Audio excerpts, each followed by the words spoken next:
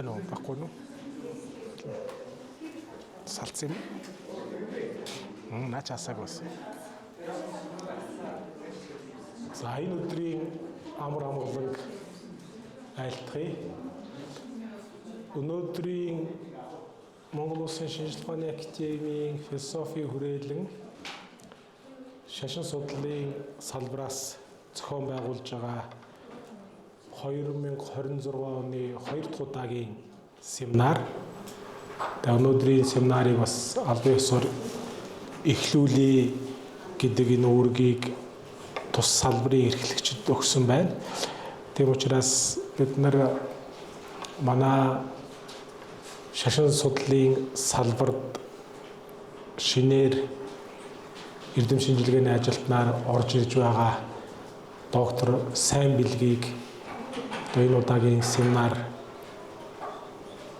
семинарын үеэр өөрийнхөө судалгааны арга зүйн талаар тодорхой сэдвийг сонгож аваад ингээд хийгээч гэсэн. За хоёрхан өдрийн өмнө шинжилгээ ухааны доктор профессор Монгол Улсын шинжилгээ ухааны гавьяа зүтгэлтэн манай Цанжид багш бодлого судлалын хүүрнэл сэдвээр сонирхолтой бол арга зүйн илтгэл хэлэлцүүлж семинар зохион байгуулсан. За манай салбарын хувьд бол энэний өмнө манай бас салбарт шинээр орсон эрдэм шинжилгээний ажилтан Бачлуу маань өөрийнхөө сонгож авсан судалгаагаар бас семинараа хийсэн юм байгаа. За Сайн Билгийн хувьд бол Монгол Улсын их сургуулийн төгсөгч. Ялангуяа одоо буддийн судлалаар суралцж төгссөн. За манай хүрээлэнгийн эрдэм шинжилгээний ажилтнууд бол нэлээд хувь нь мэддэг. Заримийнх нь одоо шавь манай шинжилгээ ухааны доктор манай эрдэмтэн нарийн бичгийн дарга Канто Йогшин шавьнд хичээл орж исэн ийм хүн. За манад ирэхээс өмнө бол үндэсний номын санд хэрэгжсэн одоо судар номыг захимжуулах юм гадаадын санхүүжилттэй төслийг хариуцаж төслийн ерөнхий зохицуулагчаар нэлээд олон жил ажилласан. Яг энэ тал дээр туршлагатай. За тэгээд өөрөө үндсэн буддийн судлалын хүн бүгд найрамдах Солонгос улсад манайхан наашаа шахаа зугаараа манай Лувсан дөржлөм манай Цанжид багшийн хажууд суучих тийшээ. Тэгээд буддийн судлалаар Солонгос судлалын академид докторийн зэрэгээ хамгаалсан ийм хүн байгаа. Сайн Билгийн хувьд. Одоо манай салбарт эрдэм шинжилгээний ажилтнаар ажиллах хүсэлтэд илэрхийлээд бид нар бас тодорхой сонгон шалгаруулалтын хүрээнд Сайн Билгийг сонгож аваад одоо манай салбарт ажиллаж болохоос ийм хүн юм аа гэж ингэж үзэж байгаа.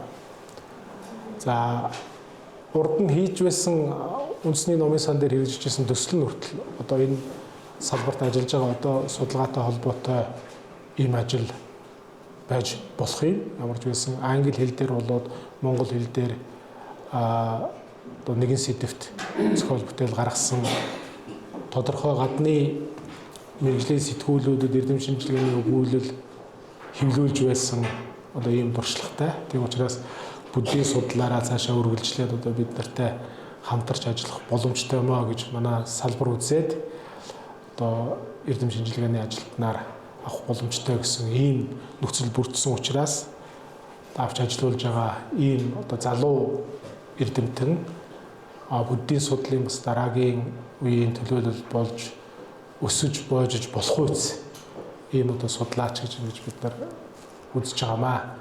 Тэгээд тийм учраас бид нар бас нэг тодорхой хөтөлбөр гаргасан, тодорхой хугацаагаар Сайн Билгийг сэдвээ сонгож авах гэсэн. Сэдв нь бол буддийн судлалын уламжилт арга зүй гэдэг сэдвээр би семинараа хийя гэж өөрөө хэлсэн. Тэгээд бид нар бол энийг бас харилцан ярилцаад болох үс юм боломжтой сэдв байна гэж ингэж үзсэн юм байна. Ер нь одоо манай хүрээлэнгийн эрдэм шинжилгээний ажилтнуудаас гадна одоо бас байгууллагын судалгааны болоод сургалтын байгууллагуудын төлөөлөл эрдэм шинжилгээний ажилтнууд харагдаж байна. Тэгэхээр энэ бол бас та бүгдийг зорж энэ хүү семинарт хүрэлцэн ирсэнд талархал илэрхийлэх тийм одоо хүнддэх шалтгаан болж байгаа учраас та бүхэнд баярлалаа. Тэгээд одоо ямар ч байгууллагаас ирсэн байсан гэсэн бүгдээрээ бас одоо харилцсан хамтран ажиллаж шинжлэх ухаан, эрдэм шинжилгээ, судалгааны чиглэлээр бас ингээд хамтарч ажиллах боломжтой улсууд ирсэн ингэж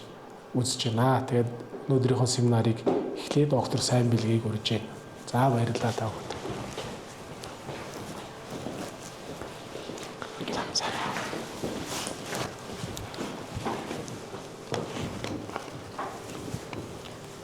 За сайн байцгаана уу та бүхэнд энэ өдрийн мэндийг хүргэе. Өнөөдрийн миний семинарыг сонсохоор зорж ирсэн та бүхэнд маш их баярлалаа. За би тэгээд бэлтгэсэн семинараа та бүхэнд танилцуулна. Та бүхэн хойно бэлтгэсэн дэр кофе, цай нас уугаад маш тухтай сонсоорой гэж хүсэж байна. За миний өнөөдрийн танилцуулах сэдв маань буддийн уламжлалт арга зүй гэдэг сэдвийг сонгож авсан. Яагаад энэ сэдвийг сонгож авах болсон бэ гэвэл ер нь хүмүүсийн дунд бол буддийн судлал бол уламжлалт байдлаараа судлагдах ёстой. Хэтэрхий баруунчлагдсан академик судалгаагаар судлагдаад байна. Энэ хоёр хоорондоо таарахгүй юм а гэсэн одоо хүмүүсийн тийм яриа одоо санал бодлууд бол байдаг. Гэхдээ би энэ тухай ямар нэгэн аргумент дэвшүүлсэн шинжлэх ухааны судалгааны бүтээл бол олж хараагүй. Гэтэ яагаад хүмүүс ингэж яриад байна? Үнэхээр уламжлалыг хадгалах ёстой юм уу, үгүй юм уу гэдэг дээр тодорхой хэмжээний тийм судалгаа хийгээд энүүнд хариулт өгөх гэж үзье гэж одоо хичээлээ. За өнөөдрийн семинар бол 3 үндсэн агуулгатайгаар бол танилцуулагдах болно. Нэгдүгээрт буддийн уламжлалт судлан шинжилгээний агуулгыг хэрхэн тодорхойлсон тухай.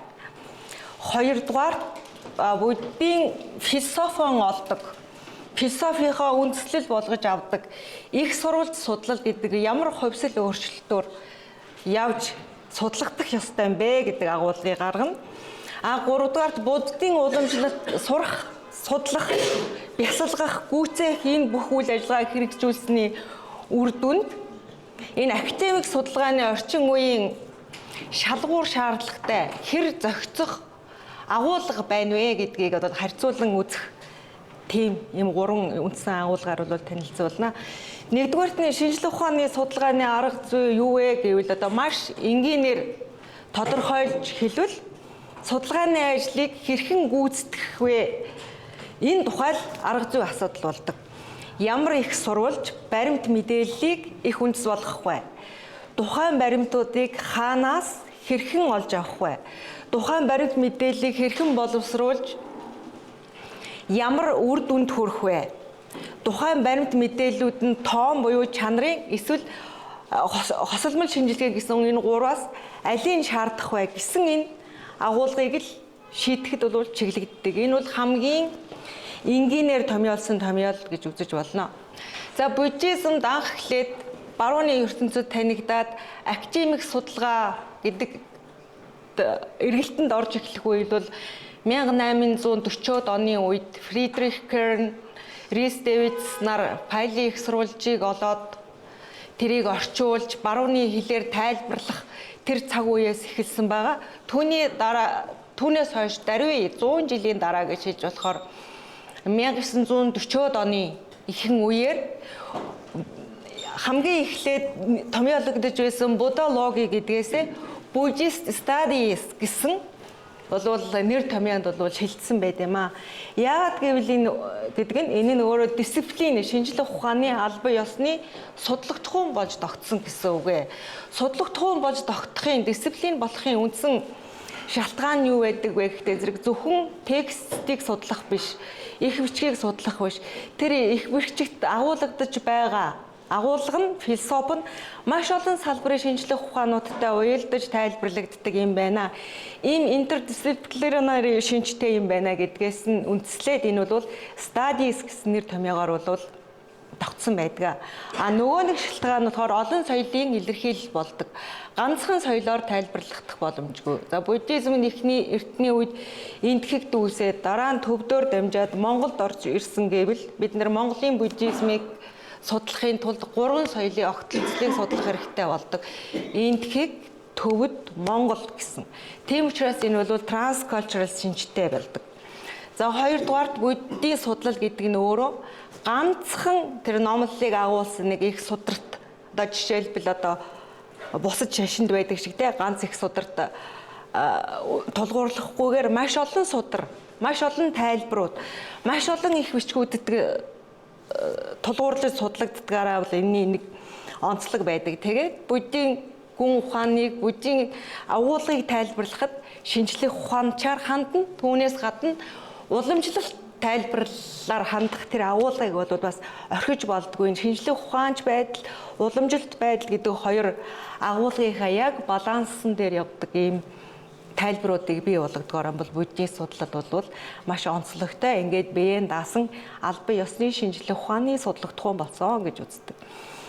За буддийн уламжлалт судлан шинжлэхийн агуулга гэдэг нэгдүгээр хэсэг маань тайлбарлах хамгийн гол зүйл маань юу гэхтээ зэрэг буддийн уламжлалт их сурвалжаасаа ахгуулад ойлгож задлан шинжлэх судлах гэдэг асуудлыг ямар агуулгаар ойлгож байсан бэ гэвэл Бурхан багшийн амаар уламжилсан сургаалыг түүний шавнар болох тэр эрдэм дарахтууд цуглаад ингэж бичгийн хэлд файлын хэл рүү хөрвүүлж яхад нэг зорилгыг л баримталж байсан. Тэр нь юу гэхтээ зэрэг ёсоор сэтгэн үйлдэх, уг үндэст нь хүртэл задлан шинжиж, шалтгаан үр дагаврын шинжилгээ анализ хийх гэсэн энэ зорилгын дагуу тэр Бурхан багшийн аман сургаалыг бичигт шилжүүлэх тийм үйл ажиллагаа эхэлсэн гэж үздэг. Одоо энэ Йонисо Манаскира гэдэг үг бол Йонисо гэдэг нь бол утга нь эхийн умаа гэсэн утгатай байдаг. Умаагаас гэдэг чинь умаагаас нь эхэлж шинжлэх гэдэг чинь бүр их уг сурвалжаас нь авахгүй шинжлэх гэсэн утга учирыг бол агуулдаг. Түүний дараа санскрит сурвалжуудад энэ Йонишо Манаскара одоо төвдөр бол чүлшин идла жидва гэдэг ёсчлон ёсоор сэтгэн үйлдэх гэсэн агуулгаар альва судалгаад энэ томьёог эрхэл ашиглаж ханддаг байжээ. За тэгээд ингээд энэ ёсоор сэтгэн үйлдэх, энэ сэтгэхүйн үйлдэл хийхин тулд анхнаасаа 3 зарчмыг бол баримталж ирсэн байна. Нэгдүгээрт нь шүүмжлэл сэтгэлгээ, хоёрдугаарт нь буруу үзлээс зайлсхийх, гуравт нь бишрэх үзлээс зайлсхийх. За шүүмжлэл сэтгэлгээ нь ямар агуулгаар тайлбарлагддаг вэ гэхтээ зэрэг энэ бол эртний Пали, Никая аймгийн судруудад бол бичигдсэн байдаг. Бурхан багш хэлэхдээ шав нараа бусдын санааг үл мэдгч хэн бүхэн өөрийн багшаа үнэхээр гэгэрсэн болон эс болсныг туршин шалгах ёстой гэж хэлсэн байдаг. Энэ бол тийм ээ миний номыг одоо ингэж зохроор ч юм уу те шийдлээ шинжилж судалж үзэлгүйгээр ингэж шууд хүлээж аваад ингэж дагаж сурч эхлэх бишээ. Эхлээд одоо үнэхээр манай одоо багш Бурхан багш үнэхээр гэгэрсэн хүн үү? Энэ зөв номыг номлож гэнэ үү? Буруу юу зөв үү гэдгийг бол шалгаж хувийн зүгээсээ шүүмжилт байр сууриас хандах ёстой гэсэн агуулгыг илэрхийлж байгаа. За нөгөөх нь бас нэг авч үзвэл бас шав нараа миний номын ёсыг намайг бишрэх сэтгэлээр бус худалдаачин алт худалдаж авахдаа үрж шатааж огтолж үздэг шиг өөрийн оюунаар шинжилж байж дагаарай гэдэг. Энэ нь бол түрүүчигтэй болвол маш адилхан агуулгыг илэрхийлж байгаа. Ямар ч л байсан үзэх гэж байгаа номоо судлах гэж байгаа судалгадахуунаа юу вэ гэдгийг өөрийн рационал оюунаар тийм ээ шинжилж судалж үзүүзгүйгээр шууд бэлнээр ингэж тусгаж авах, хүлээж авах энэ зарчмаас бол ангид байх ёстой гэж Бурхан багш өөрөө сургасан байх нэ. Тэгээд энэ нь бол ямар агуулгыг илэрхийлж байгаа гэдэг зэрэг Бурханы номлолд шүүмжил сэтгэлгээгээр хандаарай. Тэр шүүмжил сэтгэлгээгээр хандаарай, өөрөө судлаарай гэдэг нь дуршихаар нотлоорой. Энэ бол ямар нэгэн байдлаар эмпирик агуулгыг бол энд агуулж байна гэсэн үг байгаа. За энэ доор нэшлэл авсан судруудын нэр байна. За хоёрдугаарт нь буруу үзлээс зайлсхийх. Буруу үзлээс зайлсхийх. Буруу үзэл гэдэг маань буддийн шашинд бол маш их хэлэгддэг нэр томьёо байгаа. Энэ нь бол ерөөсөө л ямиг буруугаар ойлгох. Буруу ойлголт те. буруу үзэл давтаж миний хэлэн барих атгахыг баримтлаваас хэлэх үг нь буруу үзлээс сурсан болно. Тийм учраас буруу үзлээс зайлшгийж байгаарэ гэж одоо сургасан байна. Жишээл буддизмд бол 4 буруу үзэл, муухаг, 62 муу үзэл гээд буруу онолуудыг бол олон янзын томьёололоор тайлбарласан байгаа. Энд бол Эрдэмтэн буддийн судлаач багш нар байгаа учраас тэр 4 муу үзлийг илэрхийлж шуулгахны үзэл, 2 хязгаарыг баримтлах үзэл гэж ингээл бүгдийг мэднэ. Тийм учраас удирдаад яг уу бүхнийг тунгалаг шилээр харж байгаа юм шиг хар үннийг таних хэрэгтэй гэсэн зарчмыг бол энд агуулгаж байна гэж болно. За 3 дугаарт нь сүсэглэх үзлээс зайлсхийх ёстой. Өөрийн үзсэн, сонссон зүйлсээ илүүд үзэх буюу цор ганц эрхэм дээд хэмээн биширж бусдыг доорд хэмээн үзэх нь бурууд орох болно гэж хэлсэн. Тэгэхээр бол намайг бурхан багш хэлэхдээ намайг бол бурханчлан шүтээд те одоо миний номол өнө бурхан багшаа дагахаас өөр аргагүй гэсэн байдлаар бол хандаж болохгүй. Бүх зүйл үнэт зүйлийн хорвоогийн зүйлийн үнцийн нутаг учир те агуулгыг бүгд тэгшиж байгаад ингэж шилээр харж байгаа юм шиг тийм хандлагаар ингэж судлах тухайд бол хандах ёстой гэдэг маань рационал сэтгэлгээгээр бүхэнд хандаж судлах ёстой гэсэн агуулга бол үнэхээр энэ дотор явж байна гэж ойлгоно гэж бодож байгаа. Би өөрөө бас буддийн маш гүн сүсгтэй хүн. Гэхдээ би энэ академик судалгааны асуудал хандахтаа академик судлах те бурхан багш минээс өөр үнийг хэлэх юм байхавтай гэл ингээл бурхан багшаа л дахин шүтээд ээж болохгүй нэ шүү дээ те бүгдээр тэгш байх хэвээр бүгдөө тэгш гэсэнд ямар ч лсэн тийм тэгшид үзэх агуулгаас бол хандах ёстой гэсэн үг нэ академик судлаачийг баримтлах зүйлээ. За буддизмд бол ерөнхийдөө судлах зүйлийн хүрээг бол тодорхойлоод аль хэдийн өгчихсөн байдаг эхнээсээ. Тэр нь болохоор иш үзүүлсэн номоо. За иш үзүүлсэн ном нь судлах зүйл бусаа гэж хэлсэн байдаг. Иш үзүүлсэн гэдэг нь ямар агуулга вэ гэхтэй зэрэг бурхан багш эхнээсээ номлосон. Тэр 4 никаяд багтаж байгаа иш онол тийм ээ агама гэсэн утгатай. Тэнд байгаа зүйлийг л бид нар дэлгэрүүлэн судлах ёстой. Тэнд номлогдоогүй зүйлийг шинээр оруулж ирээ судлах ёсгүй. Яагаад гэвэл тэнд бүх зүйл агуулгдсан байгаа гэж үздэг. Одоо энэ тухай ингээд судар дээр бичсэн харилцан яриа байдаг шүү дээ, тийм ээ. За иш үзүүлсэн ном гэж юу вэ гэхдээ зэрэг за бүх ертөнцийн мөнх бусуу төгсгөлтэй юу, төгсгөлгүй юу? Бурхан багшийн ном одоо Нирван дүр барьсныхын дараа мөнхөд орших үгүй юу? Гэт ингээд ийм 14 үзлийг болохтойгоо зэрэг иш үзүүлсэн ном гэдэг. Энийг бол ерөнхийд нь тайлбарлахдаа ертөнцийн эхлэл төгсгөл энэ метагалактикийн төвшөнд яригдах ийм зүйлүүдийг буддийн шашин судлагдах хүн бусаа гэж үздэг байх нь. Тийм учраас буддизмд бол зөвхөн иш үзүүлсэн номыг номлоно гэдэг. За иш үзүүлсэн номнууд нь ямар шинжтэй байх вэ гэдэг зэрэг нэгнээ шийдэж ис үзүүлэгдэхийг асуух. Тийг ялгаж ис үзүүлэхийг асуух. Асуугаад иш үзүүлэхийг асуух.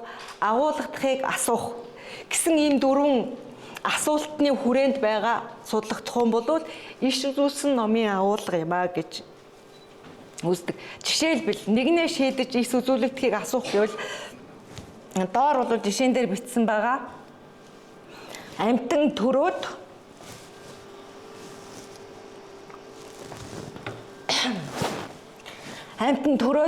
үхэхээс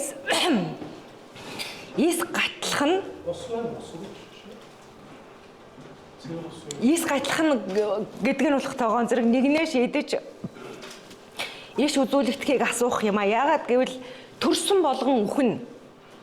Төрөөд энэ хорвоод бий болсон бол устдаж үгүй болохгүй, үхэхгүй амьд байдгүй үгүй гэдэг нэг л асуултыг нэг л аргументээр шууд ингээд хариулж болох ийм асуулт байх гэдэг. За нэг бүгдийг тайлбарлаж байгаа шууд 4-р рүү норыг агуулгадахыг асуух гэдэг нь ямар агуулгатай гэдэг зэрэг иш үзүүлсэн номод агуулгадж байгаа түүнээс асуулт нь урган гарч ирж байгаа тийм л асуулгын хүрээнд яригдах зүйлийг бол асуух ёстой гэж сургасан байх нэ. Би энэ юунаасаа холцохчод байх шиг байна. Уучлаарай. За 3 дугаарт нь дараагийн хэсэг рүү орвол ер нь судлах тухайн гэдэг investigation research study гэдэг агуулгыг бол ямар нэр томьёогоор буддийн их сурвалжуудад тэмдэглэсэн байдаг вэ гэвэл сэтгэн үйлдэх, шинжлэх, эрхүй гэсэн гурван нэр томьёогоор бол ихэвчлэн тэмдэглэсэн байдаг. Эрхүй гэдэгт нь болохоор ертөнцийн түмэн бодисыг эрхүй юм а гэж тодорхойлсон байдаг. ертөнцийн түмэн бодисыг судлан шинжлэх нь бол эрхүү гэдэг томьёогоор Пражены солва гэдэг нэр томьёогоор бол тэмдэглэсэн байна гэд ерөөсөө судлагдхуун гэдэг нь л эрхүү гэж тэмдэглэсэн байна гэд ойлгочвол миний хувьд бол болмоор санагдсан. Тэр эрхүү гэдэг нэр томьёолоо бол дөрвөн агуулгаар бол тайлбарласан байгаа. Нэгдүгээр нь нэрийг эрхүү.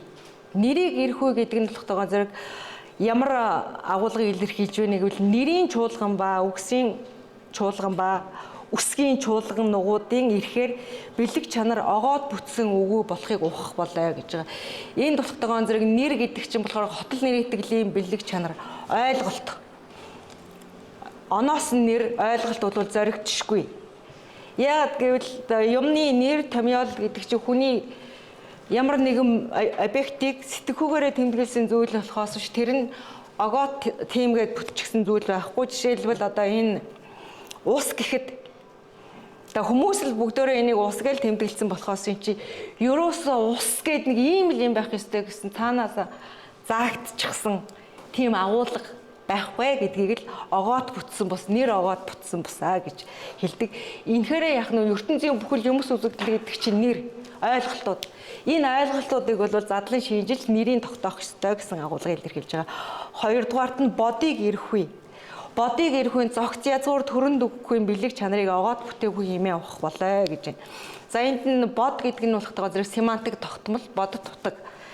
Одоо энэ бол олон хэлний хүмүүсийн дээр жишээ авч ярьж болдог л жишээлбэл одоо энэ ус гээл тэгин одоо орсоор water тэ англиар water гэл ингээл янз янзаар хэлдэг боловч хэлнүүд нь ингэ тэмдэглэгээнүүд нь өөр байгаа боловч энэ илэрхийлэх объект нь бол нэг л зүйл байна.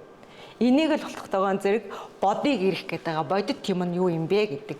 Энэ болохтойгоо зэрэг бодит тутаг, семантик тогтмол энэ бүхний шүтэн барилцсны үрдэн бодыг олох нь бол агшны чанартай огоод бүтээгүйгээд юмыг ингэж янгуухын ертөнц ойлголтыг тайлбарсныхаа дараа заавал тэр янгуухын зүйлэн цаана чангуух байдгийн юм шүү гэдгийг дандаа ерөнхийдөө буддизм тайлбарладаг агуулга явдгаа гэдгийг ойлгох хэрэгтэй. За 3 дугаарт нь мөн чанарт нэр эцнийг эрхүү гэж байна. Энэ нь тогтоогоо зэрэг субъектив предикатын харилцаа, семантик зохисын тухай асуудал болдог. Яагаад вэ гэвэл зэрэг ер нь юмыг тайлбарлах гэдэг чинь өгүүлбэрүүдээс л бүтдэг шүү дээ. Субъект ба предикатын зохистой харьцаагаар л зөв агуулга илэрхийлэгдэв. Жишээлбэл ус бол чандман эрдэнэ хүний амийг тижээдэг. Усгүйгээр хүн амьдрч чадахгүй гэвэл энэ ус гэдэг зүйлд өгсөн маш зөв предикатууд болно. За энэ ус гэдэг зүйлд өөр предикатуудыг өгөөд буруу агуулгатай тайлбарж болно шүү дээ, тийм ээ. Ус бол хор юм. Ус уухгүйгээр амьдарч болно. Гэх мэтчлээ буруу предикатыг объектэд өгч тайлбарлаж болохгүй гэсэн агуулгыг бол илэрхийлж байгаа. За үүрмөц нэрийцнийг эрхүү гэдэг нь тухайн их сурвалжийг уншихтаа, судлахтаа тэр тухайн контекст дагуулгдсан, сударт дагуулгдсан онцгой утгуудыг бол ойлгож тайлбарлах хэрэгтэй гэсэн бол энэ агуулгыг бол илэрхийлдэг. За энэ дээр бол их сурвалж дээр ойлгохгүй ба тайлбарлахыг бол хэрхэн хийх вэ гэсэн бас арга зүйг нь бол хүрээнд буддизм системийн хүрээнд бол тайлбарлаж өгсөн байдаг. Ойлгохын гол зорилго юу вэ? Буддагийн сайн номлолыг хэр хэмээн номлогдсон тэр чигээр нь ойлгох. За тайлбарлах нь утгыг нь алдуулахгүй уламжлах гэсэн ерөнхий зорилгын хүрээнд бол хэрэгждэг. Ойлгохгүй гэдэг маань анализ, сэтгхүүн анализ гэсэн үг. Довцсон таалал ялгамжтай ёсоор утгыг харьцуулгүй барилдуулах. Довцсон таалал гэдэг чинь одоо буддийн ном судрыг уншихдаа уламжилт тогтсон 4 таалал байдаг гэдэг. Тэр тухайн таалал бүрийнх нь шүтээ мөр үр гур нь юу юм бэ гэсэн тийм логик уялдаа холбоогоор тухайн их сурвалж судрыг ойлгож тайлбарлана гэсэн. За үзэл бяцлал явдал гэдэг маань шүтээ мөр үр гурвтайгаа агуулгын адилхан. Үйл сөгөөхийн ёсыг үзүүлнэ гэдгсэн ба үйл сөгөөх гэдэг маань тухайн агуулгыг бүрэн ойлгож ухаараагүй ээжээ шууд үгүйсгсэн эсрэг тийм байр суурьнаас хандахыг бол үйл сөгөөхийн ёсыг өгүүлэх гээд байгаа. За нэг 3 дугаарт нь янгуух ба үнэмлэхүүн харьцааны тайлбарлалыг өгүүлнэ. Магад дутаг, удирдах утга гэх тийм. Янгуухын ертөнц бол энэ бидний үзэгдлийн ертөнц, ойлголтуудын ертөнц, үнэмлэхүүн утга, үнэлбэхүй гэдэг мандатгаа зэрэг хоосон чанар гэдэг ерөөхдөө нь ойлгохч болно. Бүгдөө бүгдийн нэг утга агуулгаар нэг чанараа тайлбарж болох тийм абсолют монизмыг бол буддизмд бол үнэлбэхүүн утга, тэрийгэ магад утга гэдэг. Удирдах утга нь болоход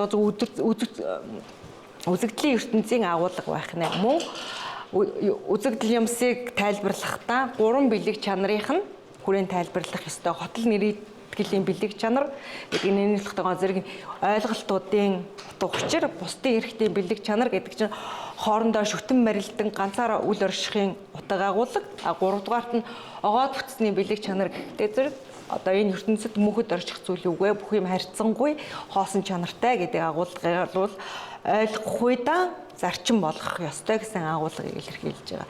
Тайлбарлах үе. За тэгээ энэний одохдоо зэрэг энэ дөрвөн зохистын тухай агуулгыг буддизмд бол херменевтикийн буддизмын херменевтикийн онол гэж үзээд байдаг. Зохис гэдэг маань логик зүйтэй байхыг л ер нь зохис югти тий ригва гэсэн нэр томьёогоор бол илэрхийлээд байдаг. Дулдуйтхын зохис, дулдуйтх гэдэг чинь болохоор босол шүтэлцээний асуудал аливаа зүйлийг тайлбарлахдаа шалтгаалцлын онолын хүрээнд тайлбарлах ёстой. Буддизмын шалтгаалцлын онол бол юу вэ гэхээр зэрэг шалтгаан, нөхцөл, үр дагаврын харилцааны асуудал, шүтэн барилгын харилцааны асуудал. За үйл үйлдэх зохист гэдэг маань юу вэ гэхээр зэрэг одоо тухайн үйл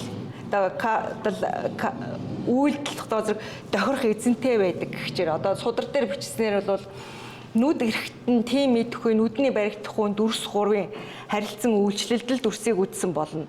Дүрсийг үзэхийн тулд чихний эрэхтний оролцоо байхгүй ч гэдэг юм уу.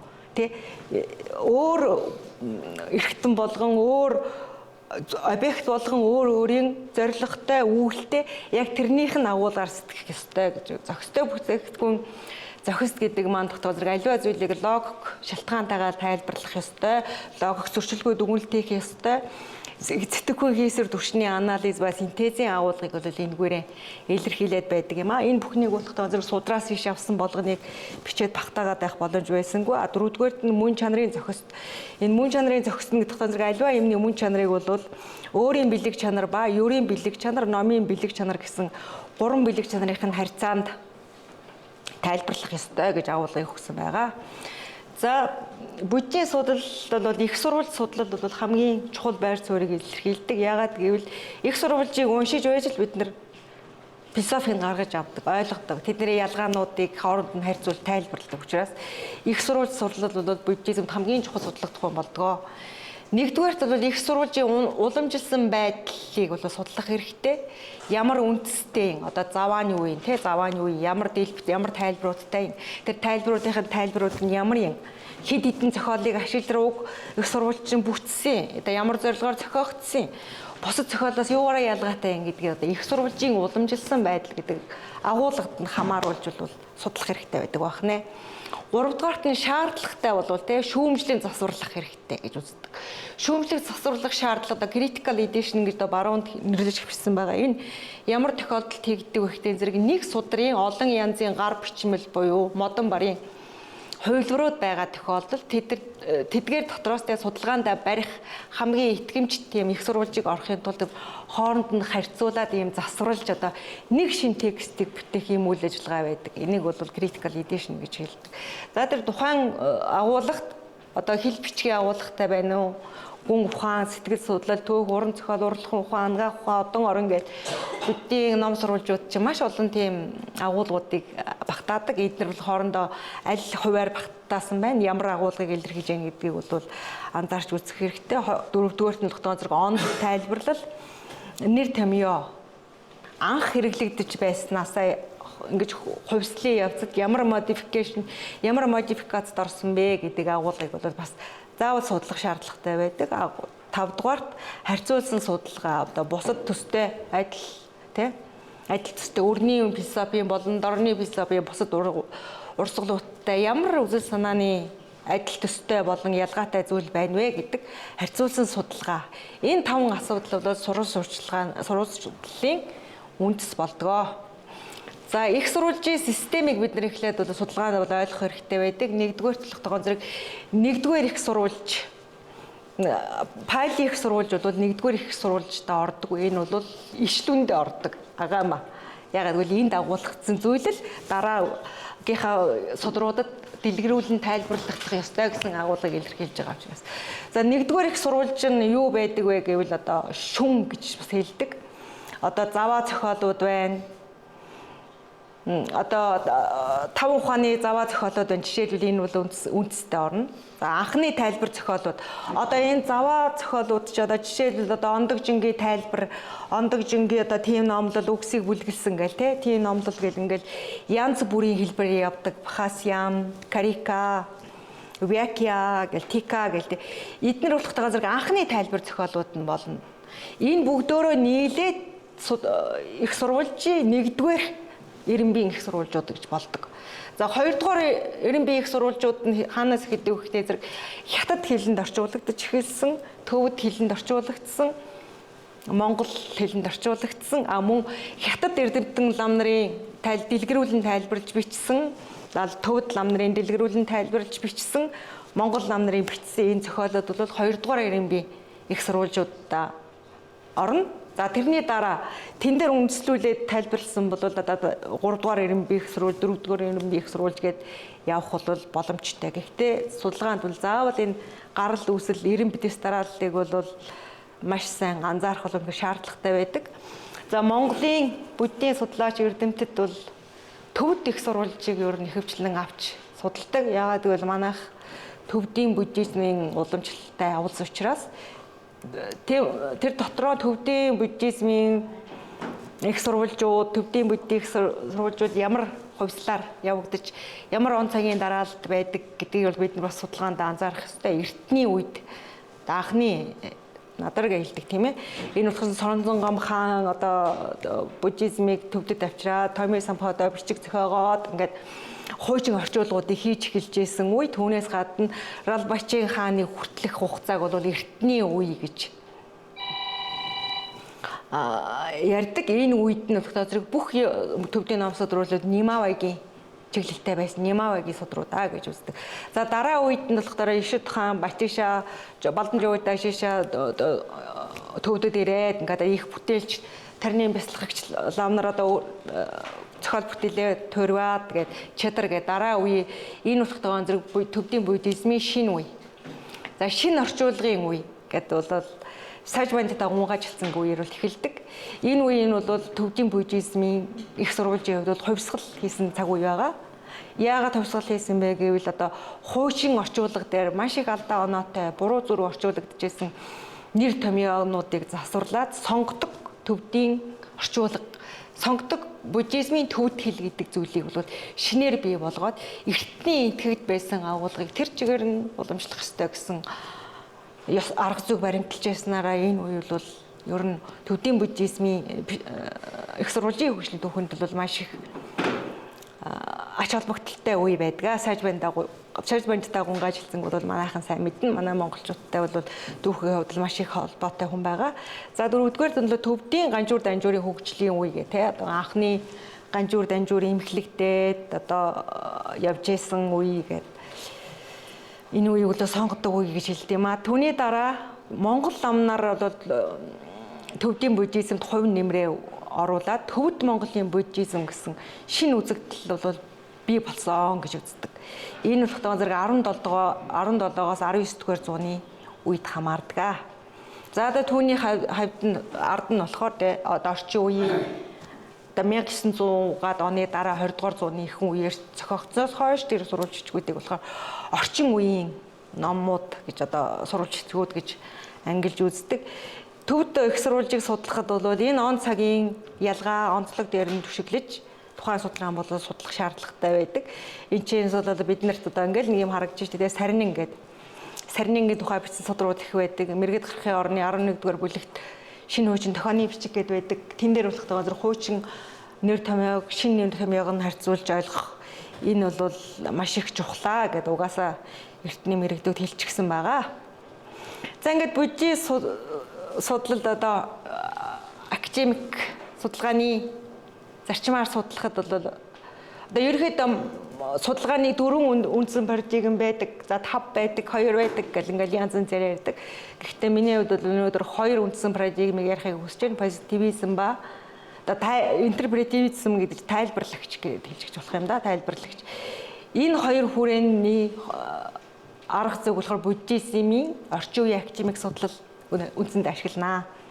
Яагаад гэвэл позитивизмыг ашиглаж байгаа гэвэл Бурхан багшийн номлосон номлол үнэн мөн болох нот болохыг одоо нотод буулгасан болохыг бол батлна гэсэн. За тэрийг болохтойгоо зэрэг тэрийг батлахын тулд маш олон янзын тайлбаруудыг өрнүүлнэ гэсэн. Тийм учраас буддийн судлал нь энэ 2 парадигмыг үндсэнд нь агуулсан тийм судалгаануудыг хийгднэ гэсэн үг. За 3 дугаар хэсэг рүү оръё. Буддийн уламжлал орчин үеийн академик судалгааны шаардлагатай эрхийн давхцах тухай. Би хувьдаа бодохдоо бол ингэж бодож байгаа. Энэ буддийн судлалын академик судалгаагаар судлах ёсгүй уламжлал байх ёстой гэдэг агуулгаар ер нь яригдах ёсгүй сэдв. Яагаад гэвэл энэ чинь академик дисциплин болсон учраас ер нь судалгааны ерөнхий нэг л арга зүй байдаг дэлхийн нийтэд. Одоо монголчуудад зориулсан, орсуудад зориулсан ч гэдэг юм уу, Америкуудад зориулсан судалгааны академик арга гэсэн юм ертөнцийн ерөөсөө байхгүй шүү дээ. Нэг л арга зүйг баримталдаг. Гэтэл энэ арга зүйн агуулга бол түрүү ярьсанчлан буддизмд бол үнэхээр маш өндөр хувьтай бол ерөөсөө агуулгадж байна. Тэр буддийнхаа онолыг бид нэр судалчих юм бол ерөөсөө л энэ академик агуулга гэдэг юм ойлгочих юм байна. Хамгийн азтай надад Бурхан багшийн ном дээд болохын хувьд бол шүтлэгтэй хүний хувьд тэгж хэлэхэд тийм учраас бид нэр ерөөсөө уламжлалт байдлаар судалж जैन судлахгүй байх гэсэн тийм яриаг ер нь гаргах ёсгүй. Сүмгээд институцийн хувьд бол уламжлаад авах нь бол угаасаа ойлгомжтой тий. Ямар ёсны хийд байна, ямар номоо уншдаг, ямар ёс жигтэй гэдгээ дагах нь бол зайлшгүй хэрэг. Энэ дээр бол ялгарл үүснэ. Харин академик судалгаанд бол ялгарл гэдэг юм үүсэх ёсгүй. Бид нар угаасаа л энэ дэлхийн нийтэд мөрдөгдөж байгаа тэр академик шаардлага шалгуурын дагуу бол судалгаа хийх ёстой юм аа гэсэн бол дүгнэлт нь түрүүчийнхаа 2 агуулга дээрээс би хурж байгаа гэж хэлж болно. За буддийн судлалын академик судалгааны зарчмын хувьд бол бусад салбарын адил хүмүүнлэгийн шинжилгээ ухааны ерөнхий арга зүйг баримтлална. Энэ бол зайлшгүй. Академик гэж одоо хэлдэг хамгийн гол утга учир нь бол итгэмжит байдал. Credibility бол бий болох хэрэгтэй. Итгэмжит байдал юу гэдэг чинь одоо академик судалгаа хийгээд өгүүлэл бичээд тий ярьж байгаа хүний судалгаа бол итгэмжтэй үнэн мэдлэг байх хэрэгтэй. Тэрнээс хүн ишилж ярих ёстой. Ямар нэгэн байдлаар худлаа хуурмаг буруу юм байх ёсгүй. Энэгээр академик гэдэг зүйлийнхэн онцлог нь илэрхийлж байгаа. Одоо бид нар чинь шинжлэх ухааны академид байна. Тэгэхээр энэ шинжлэх ухааны итгэмжит мэдлэгийг үйлдвэрлэдэг төвөд байна гэсэн үг тийм үү? Тийм учраас маш их азтай хүмүүс, хүндтэй үүрэгтэй хүмүүс гэж би ойлгож байна. За академик судалгаанд бол агуулга тодорхой байх, асуудал дэвшүүл шийдвэрлсэн байх, үндэслэл нослогоо бүгд баримт их сурвалж дээр үндэслсэн байх, логик зөрчилгүй тайлбарлан өгүүлсэн байх, баримт их сурвалжийг тодорхой ашигласан байх, бичиглэл тодорхой бүтэц тецралтай байх, өмнө хэвлэгдсэн сэдв холбогдлоо судалгааг заавал үзэх, бусдын бүтээл болон илэрхийлсэн агуулгыг санаатай болон санамсаргүй байдлаар ишлэлгүй ашиглахгүй байх гэсэн агуулгууд бол ерөнхийдөө буддизмд бол яригдсан гэж ойлгож болно. Агуулгаас нь гарч ирнэ. Албан ёсоор энэ академик юм шүү гэж хэлээгүй л хос биш. Судалгаанда тэр ойлгохгүй, тайлбарлахгүй да баримтлагдаг зарчим нь болохтойгоо зэрэг орчин үеийн судалгааны академик аргатай бол давхцаж байна.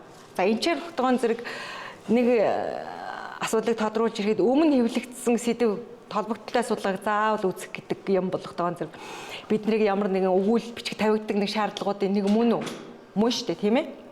Гэтэл буддизм тогтоогоо зөв эрдэмтэн лам нар одоо зохиол бүтээл тайлбарлалаа орчуулад бичихтэй тэрний орчуулган дээр үндэслээ, тэрний тайлбарлалыг үндэслээ. Тэгээд заавал өмнө нь хийсэн бүтээсэн хувь нэмрээ оруулсан эрдэмтэн лам нарын нэрийг заавал дурдсан байдаг.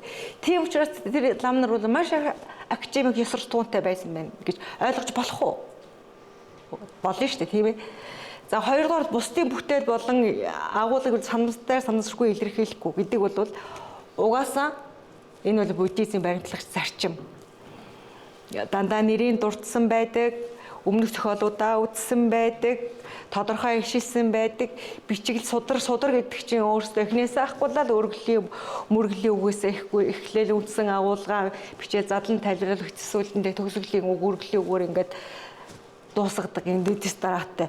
Энэ дотроос одоо буддизмд одоо байдгүй агуулга бол миний хувьд бол байхгүй гэж бодож зохиолч одоо мэрэгд дахын орон дээр бас байдаг шүү дээ тий. Дээд лам нарын зохиолыг дээд доод гэж ялгалгүй бүгдийн тэгшид үзэж судалж орчуулаарэ гэдэг. Тэр ч гэсэн тий ямар нэгэн байдлаар субъектив агуулгаар зохиогчд нь дургүй ч юм уу эсвэл номыг үзэж судлаагүй шууд муушаах үзлээр хандаад тийм субъектив агуулгагүйгээр бүгдийн тэгшид үзээд ингээд дүгнэлтээ хийгээрэй гэсэн. Ийм академик агуулгуудыг бол буддизм өгүүлчихсэн байдаг юм аа. За 9-р нь хиймэл оюун ухааны зохистой хэрэглээ гэж мэдээж одоо судар бичигт хиймэл оюун ухаан AI бий болно гэж мэдээж бичээгүй. Гэхдээ энэ толготойгоо зэрэг орчин үеийн судалгаанд бол хиймэл оюун ухааны зохистой хэрэглээ гэдэг зүйлүүд бол зайлшгүй байх ёстой гэдгийг бол би зориуд дурдахыг хүссэн. Яагаад гэвэл одоо энэ технологи бол маш их хурдтай хөгжиж байна. Бараг бидний одоо оюун тархинаас илүү хөгжиж байна. Гэхдээ энэ академик ертөнцид бол хиймэл оюун ухааныг яаж хэрэглэх вэ гэдэг асуудал бол эрдэмтдийн хувьд бол одоогоор бол маргаантай байна. Энийг бол хиймэл оюун ухааныг ашиглаад бид нар суралцах хэрэгтэй. Маш олон мэдээллийг боловсруулсан мэдээллийг олж авна.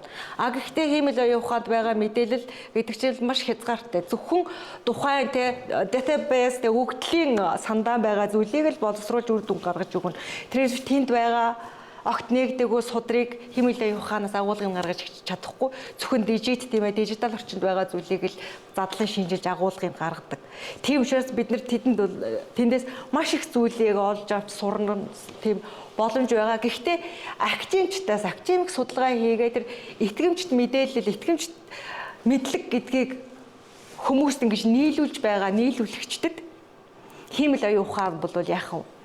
Зөвхөн суралцах нь байна. Гадагшаа гаргаж байгаа үр дүн маань хизээч хиймэл оюун ухааны үр дүн байх ёсгүй гэсэн зарчмыг бол ерөөхдөө барууны эрдэмтэд бол хоорондоо яриад тохироод ингэ зөвлөмжийг гаргахаар ажиллаж байгаа юм байлээ. Одоо тэгээд эрдэм шинжилгээний судалгааны өгүүлэлүүд бичигдэж байна. Plagiarism детекторээс гадна AI детектор гэх AI-гаар бичсэн бол энэ чинь academic fraud гэдэг шууд одоо буруу алдаатай зүйл тооцогдно гэж одоо ийм шин үзэгдлийг одоо академик ертөнцид бол тайлбарлаж байгаа байлээ. За ингээд энэ одоо уламжлал хэллэгээ олсон ойлголтоо тайлбарлаад одоо академик судалгаа гэдгийг буддизм юу гэж хэлсэн бэ гэж тгийг томьёовол буруу үзлээс зайлсхийж иш үзүүлсэн бүгдийг өөрийн ягтлсан оюунаар ёсоор сэтгэн үлдэж эрхүүг зохистой үзүүлэх нь буддизмын уламжлалт арга зүй байжээ.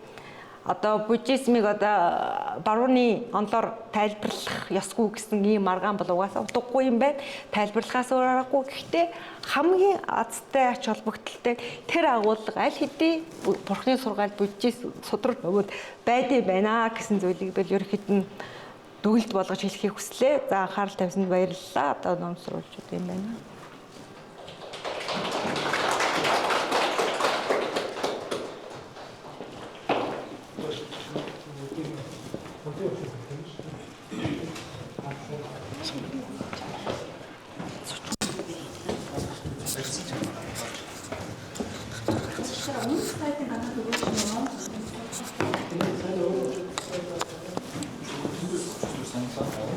За бүгдээрээ амар амгалан гэрээ.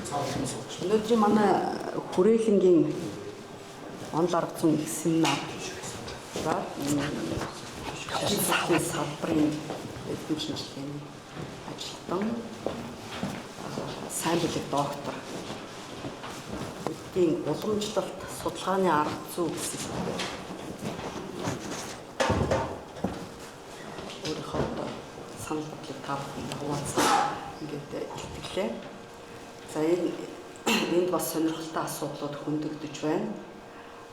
Гол асуудал нь бол буддийн академик судалгаагаар буддизмыг одоо судлах ёсгүй гэдэг яриа явагдаад байна гэдгээс эхэлж л да яагаад энэ яриа явагддаг вэ гэдэг дээр бас манай өмнөх судлаачид тайлбарсан юм байгаа.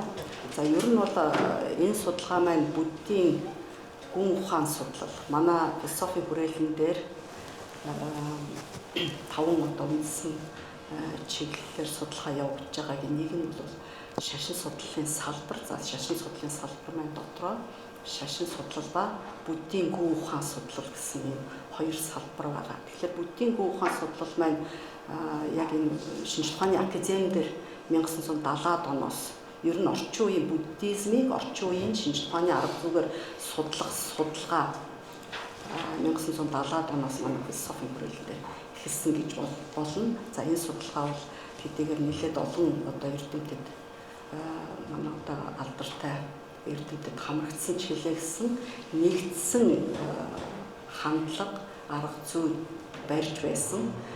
Тэр нь юу гэхээр зэрэг нэгдүгээр саяын энд ярьж байгаа тэр шинжлэх ухааны буюу академик судалгааны арга зүй, хоёрдугаар тэр уламжлалт үзэл баримтлал буюу арга зүйгээс холдохгүй байх гэсэн энэ 2 зарчмыг бол ерөнхийдөө анханасаа манай хүрээлэндээ 70-аад оноос эхэлж тавьж судалгааг явуулж ирсэн.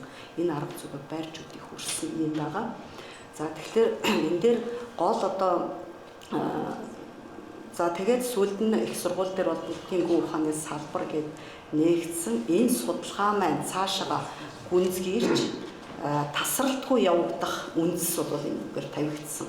Өөрөөр хэлбэл академик судалгаа маань нэг хэсэг эрдэмтдээр зогсох биш цаашаа тасралтгүй үргэлжлэх гэдгийн одоо нэг үзүүр нь бол сайн бэлэг доктор яг тэр сургалтаар шашин буддийн гүн ухааны бакалаврын болон магистрийн сургалтанд хамрагдаад докторийнхоо диссертацийг мэргэд гарахын орны судалгаагаар Солонгост хамгаалсан. Тэгэхээр энэ дээр бас түүний одоо судалгааны үр дүн өөрөлдөл тэр ойлголт ухагтхууныг тайлбарлах монголоор нэрлэгч үг юм. Манай энэ хүрээлэн дээр явагдаж байгаа буддийн гүн ухааны судалгаа бол тасралтгүй ингээд явагдаж ирж байна гэдгийн нэг жишээ сайн бэлэг докторийн судалгаа гэж одоо харж болно. За гол одоо ялгаа гэж хамгийн эхлээд тавигдаад байгаа тэр асуудал юунаас үүсдэг вэ гэхээр энэ дээр сургалтын өөр хөтөлбөртэй байдаг. Тухайлбал яг шашны сургуулийн дэргэдэх төвдөд байна уу, энэтхэгт байна уу, Монголд байна уу, шашны сургуулийн дэргэдэх батсан сургуульд үзэх хөтөлбөр яг академик хэлбэрээр жишээлбэл сайн бэлэг өөрөө Монгол Улсын их сургуулийн буддийн гүн ухааны хөтөлбөрөөр явсан. Тэгэхээр энэ 2 хөтөлбөр бол ялгаатай. Энэ ялгаатай хөтөлбөрөөр явснаас сүүлд нь ийм одоо харилцсан үл ойлголцох юм уу? Тийм асуудал дээр хүрдэг.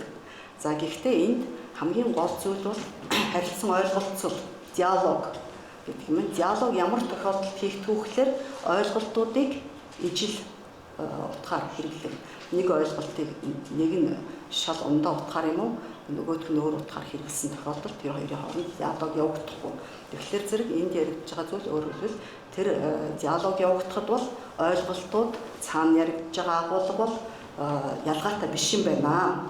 Академик төвшөнд яригдж байгаа буддийн гүн ухааны талаар ч юм уу, буддийн ойлголтуудын талаар яригдж байгаа яриа яг тэр батсан сургуулиар яваад сурсан мэрэгдүүдийн ярьж байгаа яриа хоёрын хооронд ялгаа байхгүй. Ийм учраас энэ хоёрын хооронд бол диалог байх, харилцсан одоо шүтэлцэл байх боломжтой гэдгийг бол энэ хэлтгэлээр тодорхой хэмжээгээр илэрхийллээ гэж ойлгож байна. Ингээд арга зүй гэдэг бол ямарваа судалгаа эхлэхийн хамгийн гол үндэс байдаг. Арга зүйгээ ямар арга зүйгээр би энэ судалгааг явуулах юм бэ гэдэг тэр арга зүйгээ судлаач хүн өөртөө нямбай тодорхойлсны дараа тэр арга зүйгээ барьж судалгаандаа хатуу одоо барьж судалгааныхаа үр дүнг гаргадаг.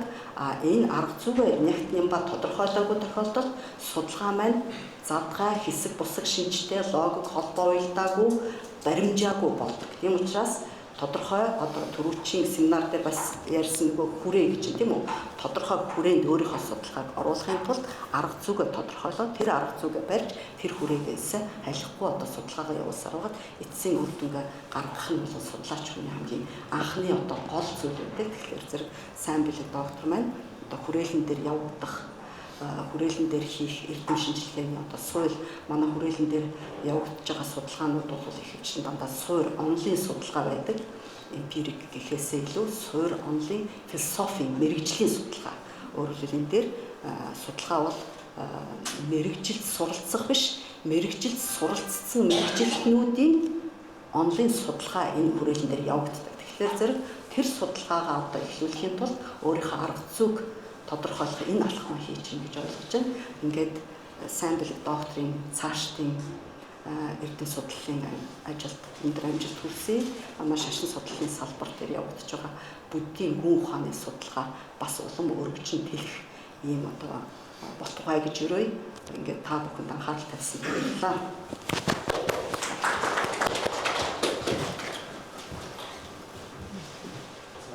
Асуулт хариулт чиглэлд албан бусаар албанаар явах шалтгаан бусаар гэж асуулт хариулт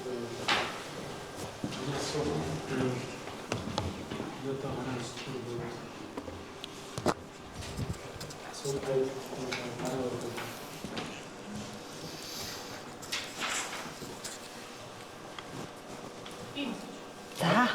өөрсдөө танилцуулаарай. Энэ хаалт биш. Би эдийн засагч.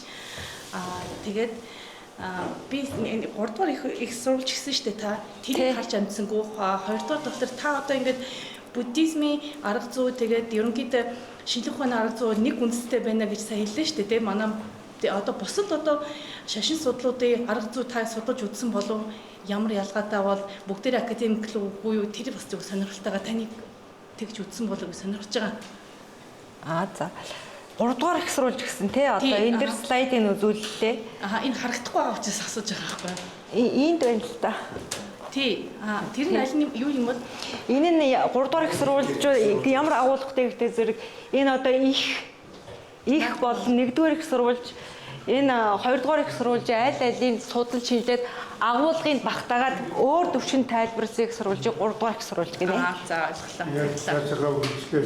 За би болохоор үндсэндээ миний мэрэгжил болохдоо зэрэг буддийн судлал би буддийн холбогдлолтой судалгааны аргыг ямар байдлаар тайлбарладаг вэ гэдгийг судалж үзсэн. Харин одоо бусад христийн шашин, исламын шашин судалгааны аргыг бол юу гэж тодорхойлсон байдгийг бол өндөө сайн мэдэхгүй юм аа. Одоо исламын шашны үүднээс судалгааны аргыг одоо юу гэж тодорхойлсон байд юм бол доо бас энэ санагдчихлаа. Тий. Христийн үндэс судалгаач нь академик судалгааны яг өрний академик урамшаар явж байна. Тэгсэн мөртөө бас теологийн судалгаа чиглэлж байгаа. Тэгэхээр өөрөө өрний хүн бол теологч нь эзэн бүтээгч Тэнгэрийг судалж байгаа тэр субжектыг теологийн судалгаа гэж байна. Иргэний ихтэй сургуулиудаас теологийн сургуулиуд нь үндсэн латин, грек юм уу тэр хэлээр харин бурхан гэдгийг юу ч тайлбарлаж байгаа. Тэр өөрийнхөө он арга зүйн судалж байгаа нь теологийн судалгаа. За ислам гүн аль өөрийн удирдах судалгааны арга зүй байна. Кораны юу гэж тайлбарлав аль улсын чиглэл нь тэрийг хэрхэн судалдаг яг өөрийнхөө арга зүйтэй исламаас тийм. За хиндуизм ч тийм байгаа, буддизм ч тийм байгаа. Гэхдээ асуудал бол энд дээр дэвшүүлж байгаа асуудал нь би ойлгохдоо евроцентризм буюу өрн төвтэй судалгааны арга зүйгээр буддизмыг судлах нь ямар вэ? Тэгэхээр буддизмд өөрөөгөө судлах арга зүй байна уу гэдэг асуудлыг дэвшүүлж байна гэж би ойлгож байна. Манай бас тийм байна. Жишээлбэл нэг жишээ авах юм бол Одоо манай Лусан Жорж Ачирья өндөр гэгээний намайг өндөр гэгээний яг хоёр азар хэлсэн гэдэг байна шүү дээ. Азар гэдэг нэг юм байна. Тэгсэн үндсэн нэр нь бол Ачирья. Одоо зэрэг шүү дээ. Эдмийн зэрэг шүү дээ. Тэгээд Сарнахад Варанаси сургуулийн дүү гэсэн юм шүү дээ. Тэгээд миний ойлгож байгаа бол танаас сургууль бол харин бүддийн судлыг уламжлалт арга зүй уламжлалт судалгааны арга зүй орчин үеийнхээ бас нийлүүлээд явж байгаа энэ цөөн ихтэй сургуулийн нэг гэж байна. Тийм үү? Зөв ганцхан барууны онл арга зүйгээр судлаа. Уламжлалтаар нь судалж, орчин үеийн арга зүйгээр судалж. Тэгэхээр бид ялангуяа хүмүүлгийн сан философи, шашин судлал гэдэг түгээмэл асуудал гарч ирж байгаа. Барууны академик шашин судлалын энэ гол арга зүйгээр шашны бүгдийн тайлбарлаад бүх шашныг тэр өнцгөр тайлбарлаад явах хэр зүг бэ гэсэн асуудал гарч ирж байгаа. Аяндаа энэ судлаад ирлээ. Хэр зүг юм бэ? Тэгэхээр бид нар өөрт бүддийн судлал дотор тийм гол арга зүй байна уу гэсэн асуудалтай дээр чинь яг адилхан зэрэгцэж гарч ирж байгаа шүү дээ. Зэрэгцэж гарч ирж байгаа. Тэгэхээр итгэл тавьж байгаа хүн бол сайн байдаг бол аль алийг авч явах ёстой гэж хэлжүүдэ гэж ойлгож байна. Тэр нь ч зөв. Дэлхийн нийт даяар исламыг ч гэсэн дэлхийн нийтэд гаргасан судалгаа бол барууных нь тэр арга зүгээр гаргасан шүү дээ. А тэгсэн мэт ислам судлал бол исламын шашинд ороод өөрийнхөө аргаар явж байна. Харин бидний сул тал бол буддийн судлалыг уламжлалт буддийн арга зүгээрээ хэр их гаргаж ирж олон нийтэд хүргэж яваа гэсэн асуудал байна. Тэр арга зүг. Энэ чинь өөрөө сонирхолтой зүйл. А ихэнх эрдэмтэд нь бол бид нар чинь одоо PhD ч болоо сайенс болсон улсууд нь бидний суралцах үед барууны шүүлтүүрээр буддийн судлалыг маачсан улсууд шүү дээ. Ихэнх. А тэгэхээр уламжлалт арга зүгээр буддийн судлалыг шүүгээд үзэхээр ямар гарах вэ гэдэг чинь ялангуяа тэр нь одоо лам самвартын гишүүн тийм ээ. Тэгж гаргаж ирэх боломжгүй юу тэгвэл яах вэ гэж асууж байна л гэж бодож байгаа. Энэ өөр их зүй хандлага. Яг хүмүүнлэгийн салбарт ялангуяа тэр евроцентризм гэдэг юм бас нэг зайлсхийх соёл иргэншлүүдийн хандлага байна шүү дээ. Тийм ээ. Заавал исламыг, евроцентризм, хиндуизмыг, буддизмыг заавал тэр гол арга зүгээр судлахгүй байж болох юм байна гэдэг. Альтернатив хувилбар. Энэ харин хэр хөгжих магадaltaй вэ гэж одоо асуудал дэвшүүлж байгаа юм байна. Гэтэ одоо би сэний сайн бидэг докторийн ажиллагаа хашаад ах юм бол бас анзаарчихсан үү те. Тэгэхээр одоо чинь бусад шинжлэх ухаанаар ингээд бодоод үзэхэд бид нар бусдтай харьцуулах, Монголын яг онцлог харьцуулах юм уу гэдэг асуудал одоо чинь гарч ирдэг байхгүй. Тэр үднээс асуусан байхгүй юу? Тий, одоо жишээ нь бол манай эрдэм шинжилгээний ажилд амантай бол яг ислам судлал яаж явж байгаа вэ гэдгийг тэрийг заавал тэ өрнийн академик арга зүй шүүлтүүрээр мааж судалж үзгүй. Уламжлалт арга зүгээр судалж болох уу гэдэг асуултыг амантай тавьж байгаатай адилхан болно гэсэн. Амантай энэ бас нэг одоо тэр Туркийн их сургуулиудад одоо ялангуяа миний тэр нэг байгаа сургууль бас яг теологийн гэхгүй. Тэгэхээр тийч нэг уламжлалт аргаараа исламыг заадаг юм техникүүд тустай байж байгаа. Школууд, Кораны интерпретац, Коран судлал, Кораны тайлбар судлал, тэгээ Кораны нөгөө хууль эрх зүй судлал гэдэг. Тэр нь яг уламжлалт нөгөө теологийн одоо яг шашныхан зориулсан тийм теологийн маягийн сургалт. Тэгээд дээрэс нь сургалтынхаа хажуугаар нөгөө нэг академик маягийн одоо юу гэдэг сургалт судалгаа явуулж байгаа. Тэгээ гол баримжаа нь болохоор тийж бас яг манайх шиг ер нь тийм өөрсдийн нөгөө уламжлалт тэр шашныхаа школоо бас дагсан стилтэй болж байгаа байхгүй. Тэгэхээр аль алинд нэг юм одоо аль алинд нэг юм юу асуудал гарч ирж байгаа. Исламч одоо ингээд бүх юм араб хэл дээр их сурвалжууд араб хэл дээр. Энэ одоо буддизмд болохоор бүр нэг биш хоёр хэл баг. Төвд санскрит хэл. Тэгээд тэрийгээ заавал мэдж явах хэрэгтэй. Дээрэс нь яг хуу исламд бол зөвхөн араб хэлээ судлаад тэгэл их сурвалжууд дээр энэ нэгдүгээр их сурвалж нь Коран, хоёрдугаар их сурвалж нь нөгөө хадис тайлбарууд гэдэг юмнууд явж байгаа. Тэгээ аль школоор тайлбарлах уу гэдэг юм арга зүй явчихж байгаа. Тэгээд тэрийг дагаа явуулахад бол зөвхөн нэг хэл байгаа учраас араб хэл, тэгээд турк хэл байгаа учраас учиртай. Манайд нэг асуудал нь юу вэ гэхээр бүр 3 4 хэл болчиход байгаа. Нэгдүгээр санскрит палига мэдчих хэвээр, хоёрдугаар төвдөө мэдчих хэвээр, гуравдугаар дундад зууны монгол хэлээ мэдчих хэвээр, дөрөвдүгээр орчин үеийн монголоор тэрийг бүгдийг тайлбарлах хэвээр. Тэрэн дээр манайх нэг одоо хэцүү юм нь манай юу гэдэг ламнар буюу яг мэрэгжлийн теологийн одоо судлаачид маань Монгол орчин үеийн монгол хэл байхгүй шууд төвдөрөө нэр томьёогоо хэлээл яриа явцдаг. Академик манай судлаачд болохоор монголоор тэгтээ орос англиар дамжуулаад тэгээд зарим нэг санскритээр дамжуулаад ингээд буддизмаа судлаад идэг. Ийм хоёр өөр замаар одоохондоо параллел яваад нэг хоорондоо юу яах маргалт мэдгэлцэх юу орон зай хязгаарлагдмал байна гэж хараад байна. Яагаад гэвэл төвд нэр томьёогоор ингээд ламнар бол яг тэрүүгээр явж байгаа. Орчин үеийн нөгөө нэг академик хэллэг тэр шууд буулгахад аягүй хэцүү. Яг манай академик судлаачд болохоор яг монголоор тэрийг нэр томьёогоо юу гэж буулгах юу гэж ойлгох уу гэсэн тэр хэлээр явж байгаа. Тэрэн дээр нэг жоохон барьер байна уу гэж бол хараад байна. Нусан бодлогын таваас нэг шашны сургуулийг өнөөдөр өчнө шиг манай нэгний шашны сургуулийг бас яг энэгээр яваасаа гэж бодож байна. Уламжлалт онлоор зүгээр үздэг. Дээрээс нь академик одоо бидний тийм өрнийн энэ арга зүгээр үздэг. Энэ хоёрыг хослоосоо гэж үзэж байгаа. Тэгээд танаас сургууль Барнаас тийм ээ санаад байдаг сургууль яг тэгж үзэж байна. Одоо энэ асуудал хөндөгдөхөд яг таны байр суурь юм байна шүү. Барнасын сургууль бол яг 1970 онд байгуулагдсан. 1970 онд байгуулагдсан. Тэр үед Дэлхийн сайд болон 7 багш хэлээд хоёр сургууль байгуулагдсан байна. Манай энэ шашны сургууль бас 70 онд байгуулагдсан. Тэгээ 70 онд байгуулагдсан. Тэр нь 69 онд. Тэгээ энэ шашны их сургуулийг байгуулах бас нэг шалтгаан бос нь юу гэхээр тэнд нэг сургууль байгуулагчлаа шүү дээ. Хоёр бас тэргүүнүүд нэгдээд. Тэгээ энд бас тэрийг нь одоо энэ тухайн үеийн засгийн газар бас хүлээж аваад энд бас нэг юм шашны хэрэгжилт. Тэр тэнд сургууль байгуулах ч бас эндний сургууль байгуулах хэрэгтэй юм болов гэсэн үндснээс тэр энэ манай сургууль байгуулагдсан байна. Тэгээд Варнасын сургууль гэхээр мэдээж судалгаа нь юу гэхээр сургалт нь ямар байсан гэхээр тухайн үед нийтгэгт одоо буддийн судал гэдэг нь маш доогуур төвшөнд очсон. Их сургуульчаар нь баг ховор болсон.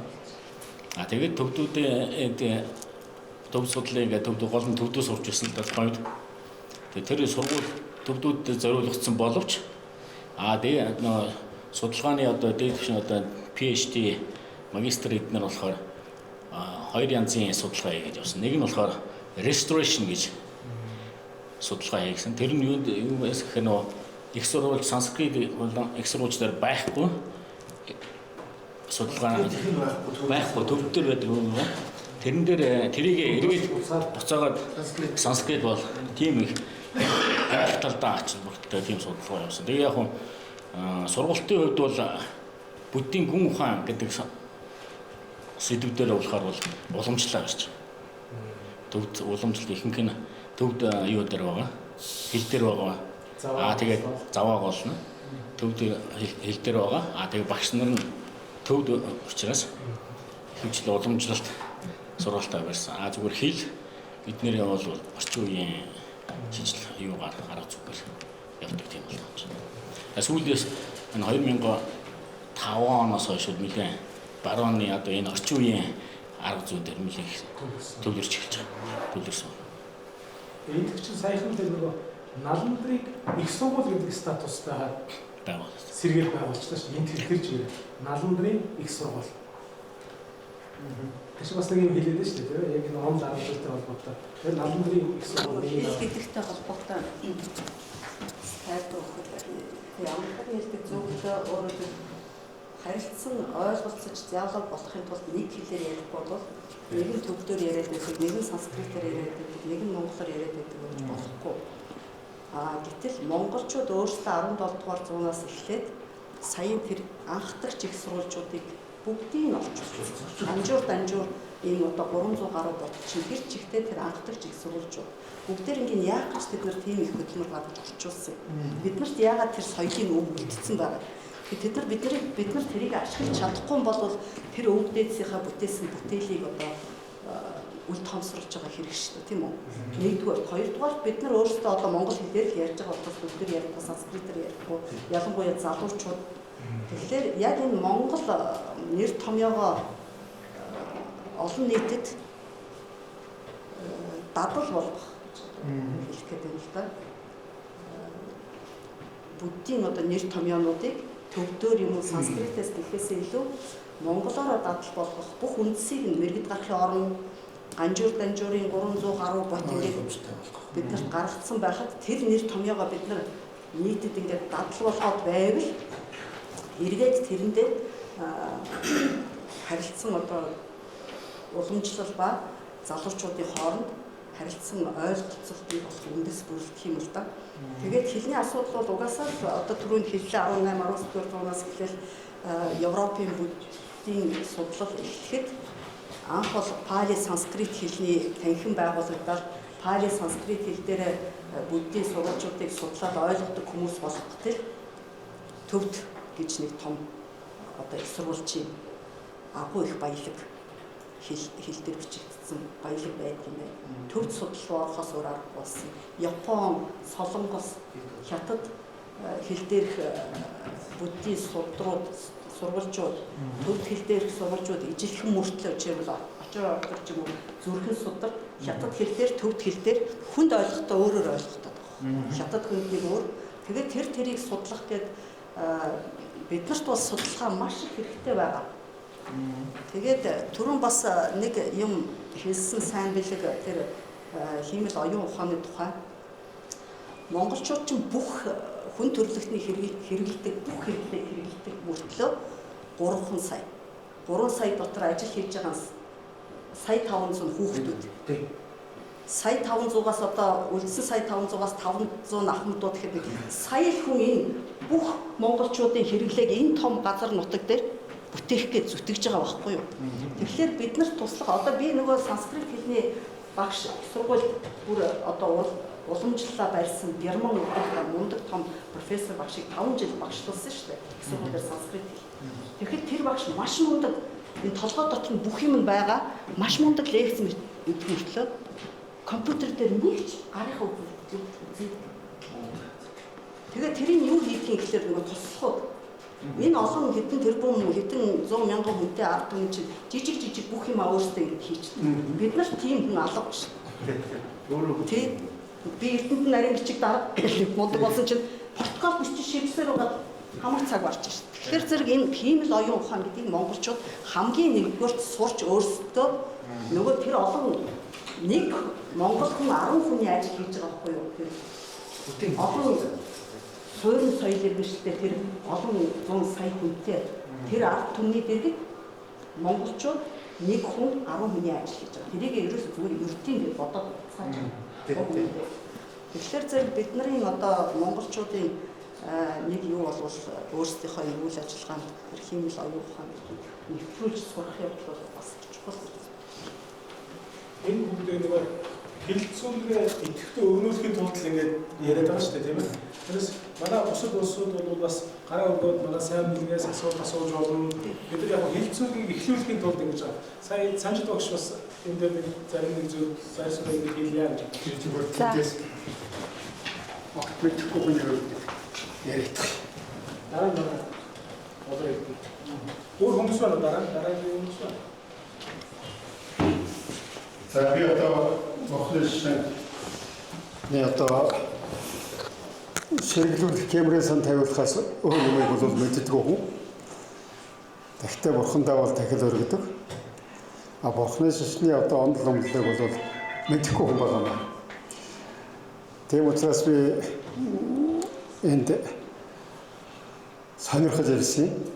Тэгээ би 3 зүйлийн санаа хэлье гэж бодсон. Нэгдүгээр ер нь манай философийн хүрээлэн бол нээлттэй хүрээлэн болж хувирч байна.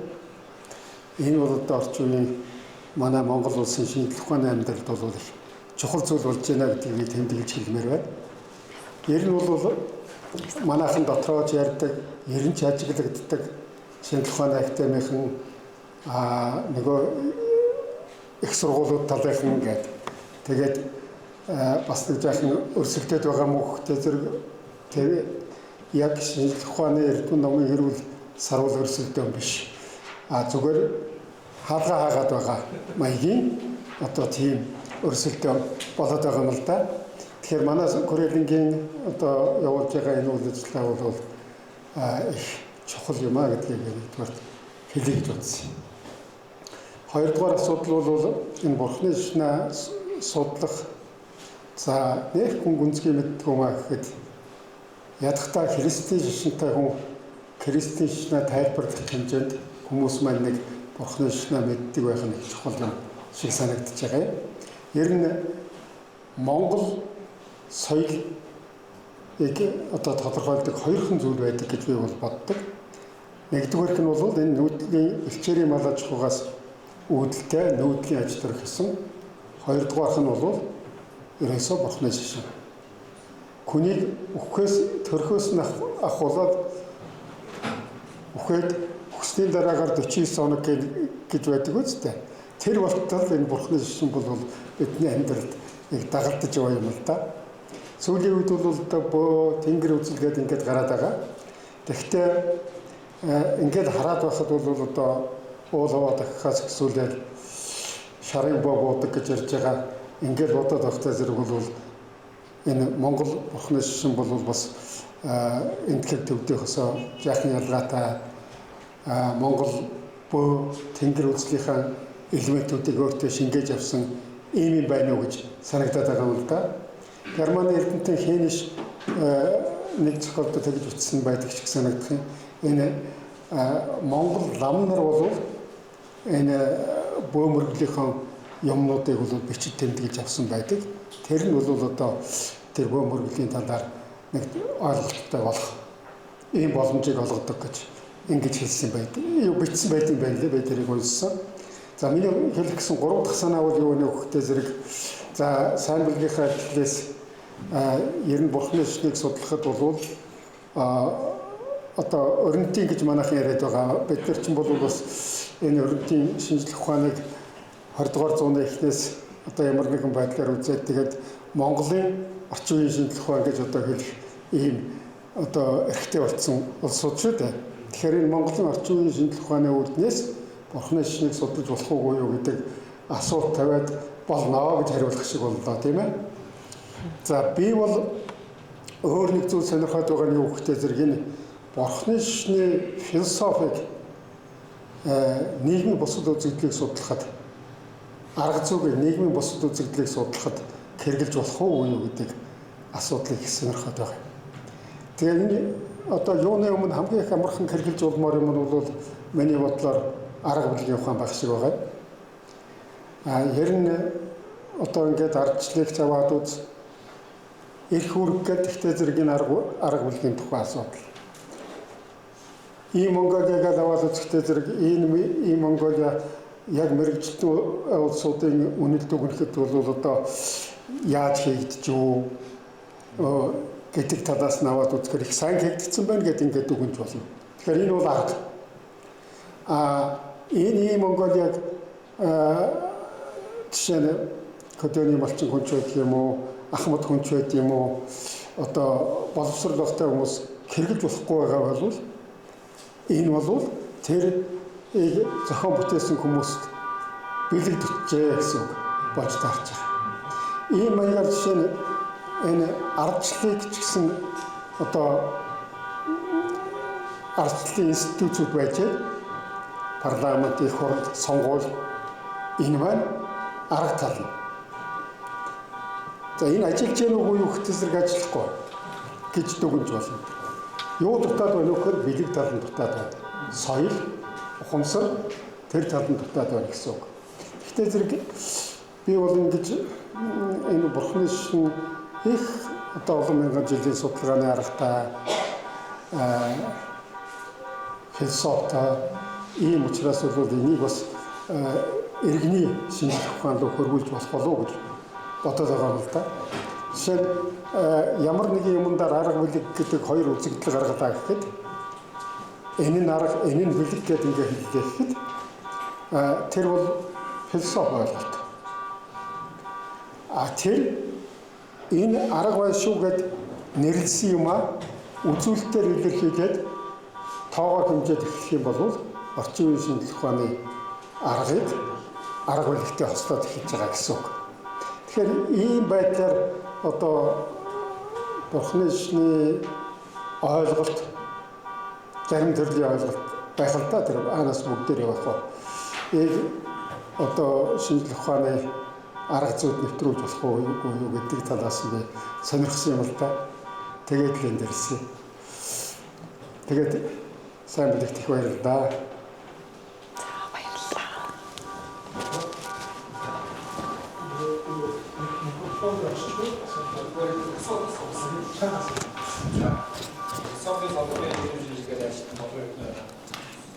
Хоёр зүйлийн асуудал гэсэн. Эхнийх нь нэг ийм үг байд юм билээ. Булгийн их болохоор цас дууланд очино. Номын их явсаар байгаад бурханд очих ёстой гэж. Энэ нөгөө их сурвалжуудын аутентик хүн бодлого гэдэг байдлыг шалгахын тулд ингэж бурхны шашинт ингэж үздэг.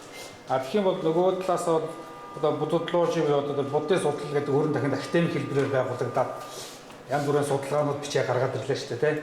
Тэнгүүд энэ судалгааг яг буддизмын дотроос нь одоо юу гэж үнэлж дүгнэдэг вэ? Одоо барууны ертөнцид гарсан дээр академик зүйлүүдийг тийм ээ.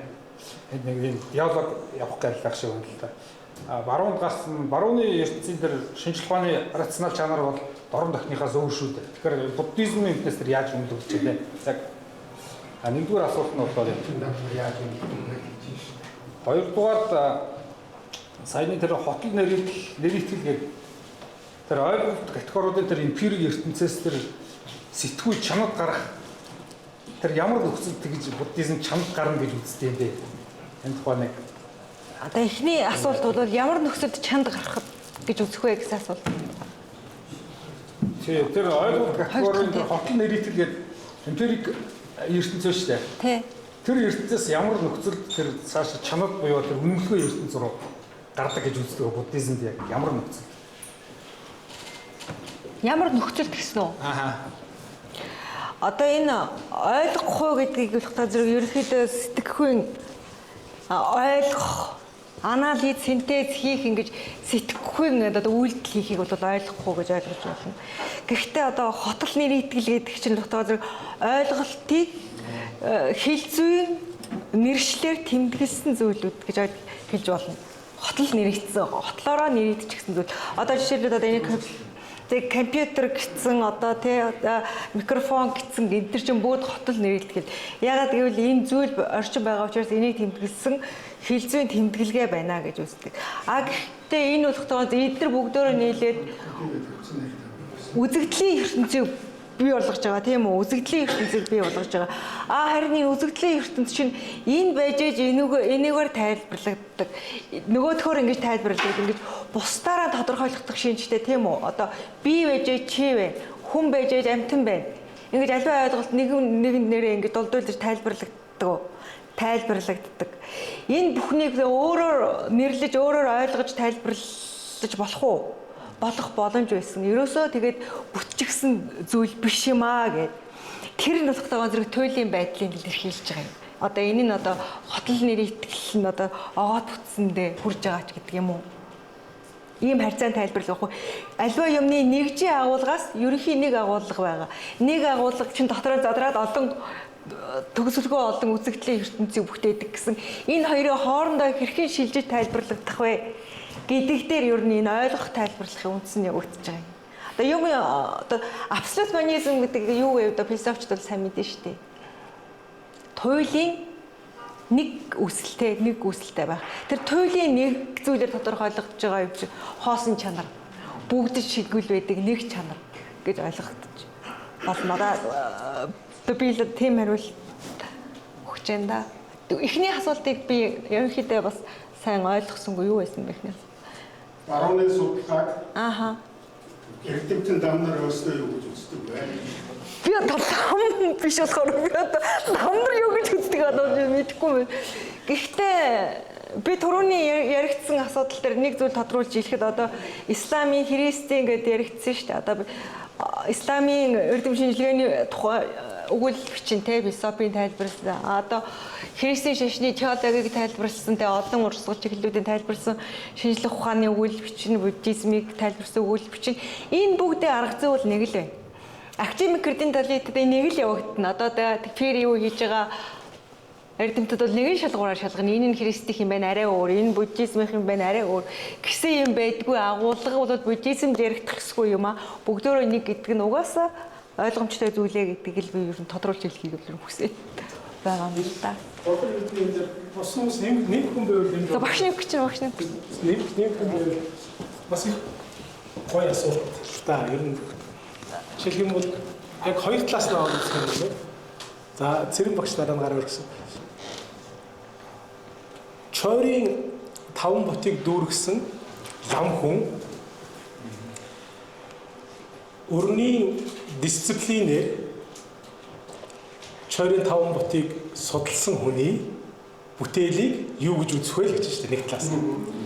Нөгөө талаасаа өрний 5 ботыг өрний философийн онол арга зүгээр судалсан хүн чойрын 5 ботоор дүүргэсэн гавж гівш таарам нартай одоо яг энэ талын ном хаялцахад бас юу гэж ойлголцох вэ гэсэн юм хоёр талын асуултыг л асууж байна л гэж бодож байна. Яг нөгөө чанад хөрсний юунд бол барчин. Одоо манай ламнар бол мэдж байгаа шүү дээ, барчин. Барчин үзээд дом барьдаг. За ингээд тэр чинь одоо 6 одоо чанад хөрсөн, 10 чанад хөрсөн гэдэг бүх нарийн юмнуудаа үзээд заваа буюу үндсэн текст гэсэн үг. Заваа гэдэг нь үндсэн судраа үзээд ингээд. Тэгэхээр энэ дээр нэг ийм ялгаа гарч иж байгаа юм шиг харагддаг юм шүү. Одоо яг одоо ингээд түрүүчээс манайхан ч лаарам нар сайхан төрлөө шүү дээ. 5 ботоо үзлээ. 16 7 жил. Дараа нь 5 ботоо жилээр улсын шалгалт өглөө. Үндсэн 5 ботоор гэлэгжүүдөө гэдэг. Тэгээд тэрийгэ дүүргчээд лаарам болж байгаа. Одоогийн ойлголтоор бол гавж гэдэг нь нөгөө улсын шалгалтаа 5 ботороо нэг жилээр ахиж үзээгүй тэрэндээ орохгүйгээр зэрэгээ хамгаалчих юм бол гавж болчих 5 ботоо үзээд. Тэгэхээр энэ дээр нэг зарчмын том ялгаа гарч ирж байгаа нь ажиглагддаг. Нэгдүгээр хэн. Тэр хүн лам хүний хэлж байна шүү дээ. За ингээд 10 хэдэн жил бүх заваа буюу үндсэн текстээ цээжиллээ. Тэрний өөр тайлбаруудыг бүгдийг судлаа. Тэгээд шалгалт өглөө. За тэгээд тэр хүн бол өөрнийхөөс юугаараа шалгагдаж байна гэхээр ялгагдаж байна гэхээр амьдралдаа насан туршдаа барьж явах философийн буюу гүн ухааны зарчим нь тэр болчихж байгаа. Өөртөө дадуулаад авчиж байгаа. За өрний өнцгөр чойрын 5 ботыг судлаад ийм байна гэж тайлбар хийгээд үндсэн нэг ялгаа нь болохоор тэрийг дадуулахгүй болж байна. Амьдралынхаа нэг хэсэг биш. Гэхдээ гүн ухааны судлагдах. Тэрийг судалсан. Ялгаа байгаас нөгөө ламнарынхаа явж байгаа зам мөрөөс ялгагдж байгаа юм чинь тэр байна. Эндээс нэг санаа гарч ирж байгаа. Санжид огшийн хэлдэг маш чухал санаа бол юу гэхээр ер нь энэ шинжлэх ухааны мэтгэлцээний дараагийн нэг хувилбар бол бас нэг ийм байж болох юм байна. Бид нар гавж гівш лаарам улсуудыг нэг талдаа авчираад нөгөө талдаа буддийн гүн ухааныг судалсан эрдэмтдийг авчираад тодорхой судлагдахуйн юм байдаг. За бид нар энийг ингэж ойлгож байна. Гэтэ мэдээж арга зүй нь өөр шүү дээ. Үзэж байгаа арга зүй нь өөр. За та нар энийг юу гэж тайлах вэ гэдэг. Энэ бол байна. Тэгвэл дэлхийн нийтээр бол бас нэг өөр практик харагдаж байна. Өчигдөр би нэг Барри Кирзин гэдэг 23 жил лам болсон Америкийн PhD medical doctor хүн шүү дээ. Тэр хүнтэй буддизм ба шинжлэх ухааны нэвтрүүлгийн бичлэгийг өчигдөр хийлээ. Яг үндсэн асуудал юун дээр тулгарч ирэх гэхээр мань хүний нэг том давуу тал нь бол аль алинаас судалчих. Чойрогч буддийн сүм хийдийн арга зүгээр үзээд Америктаа өөрөө одоо биднэрт байдаг нөгөө PhD гэдэг зэрэг байна шүү дээ. Америкт ч нөгөө science doctor-ыг бол арай өөр чиглэлээр өгч байгаа шүү дээ. Нөгөө шинжлэх ухааны одоо физик, хим, байгалийн ухаанд бол science doctor-ыг өгч байгаа шүү дээ. Тэгэхээр тэр хүн бол энийг их үр мөцөөр тайлбарлаж. Одоо манай болор эрдэнэ асууж байгаа асуултыг энэ Тэр нь тийм байна. Тэгэхээр энэний мэтгэлцээ ер нь явах ёстой юм байна гэж надад сая бодогдлоо. Яг бидний хүрээнд одоо Лувсан дурж бид нар чинь нэг үеийн ламбас ном анх эхэлж үзчихсэн 89 90 он гээд бидний үед ингээд нэг зах зохион ингээд одоо би өөрийгөө хэлж байгаа Лувсан дурж байгаа юм. Уламжлалт дараагаар нэг үзээ дараа нь барууны философи арга зүгээр уншихлаар бол их өөр буддийн гүн ухааны онол их өөр. Тэгэхээр энэ мэтгэлцээнийг бол манай шинжлэх ухааны академи философи хүрээлэн бас хийвэл зүгээр юм болоо да гэж л бодож байна. Парамита гэдэг санскрит үг байгаа шүү дээ, тийм. Чанад хүрсэн гэдэг чинь. Ямар ямиг чанад хүрсэн гэх вэ гэдэг. Тэгээд тэрийг англиад задлаад явцсан тийм юмуд байгаа. За дараагийн асуулт хэн гараар өглөө сая? Цэрэн багш. За цэрэн багш асуултаа.